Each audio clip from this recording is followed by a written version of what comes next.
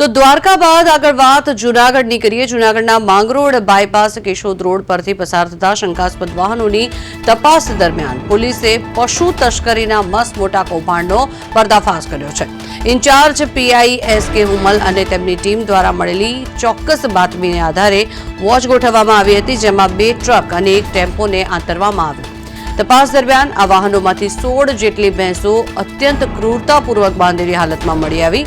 પોલીસની પ્રાથમિક પૂછપરછમાં જાણવા મળ્યું છે કે આ પશુઓને માંગરોળ વિસ્તારમાંથી ગેરકાયદેસર રીતે મહારાષ્ટ્ર ખાતે કતલખાને લઈ જવાની તૈયારી હતી।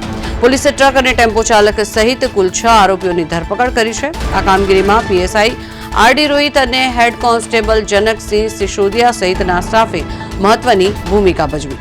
જોકે હાલમાં પોલીસે તમામ 16 પશુઓને મુક્ત કરાવી સુરક્ષિત સ્થળે ખસેડ્યા છે અને પકડાયેલા શખ્સો વિરુદ્ધ ગુનો નોંધી વધુ તપાસ હાથ ધરી છે।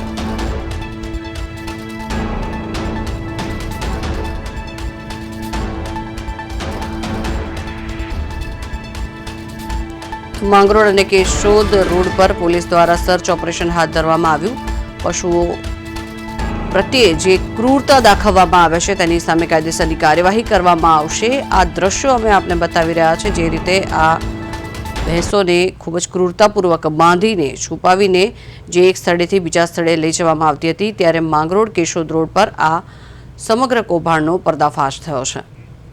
વધુ માહિતી મેળવીએ, સંવાદદાતા યજ્ઞેશ ભટ્ટ જોડાયા છે આપણી સાથે। યજ્ઞેશ, એક તરફ અનેક વખત સરકાર દ્વારા અપીલ કરવામાં આવી રહી છે કે આ પ્રકારના કૃત્ય ન કરવામાં આવે, તેમ છતાં આ રીતે જે કૌભાંડ ઝડપાયું છે, પર્દાફાશ થયો છે, તેનો શું વિગત?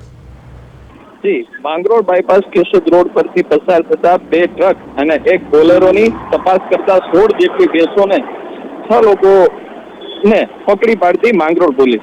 ટ્રક અને બોલેરો ચાલક સહિત કુલ 6 જેટલા આરોપીઓને પકડી લેવામાં આવ્યા છે અને હાલ વધુ તપાસ હાથ ધરવામાં આવી છે। જી, આ સમગ્ર મામલે તપાસ કેવી રીતે હાથ ધરવામાં આવી? કારણ કે જે રીતે સરકાર દ્વારા આ કૌભાંડ ઝડપી પાડવામાં આવ્યું છે, આરોપીઓ સામે શું કાર્યવાહી?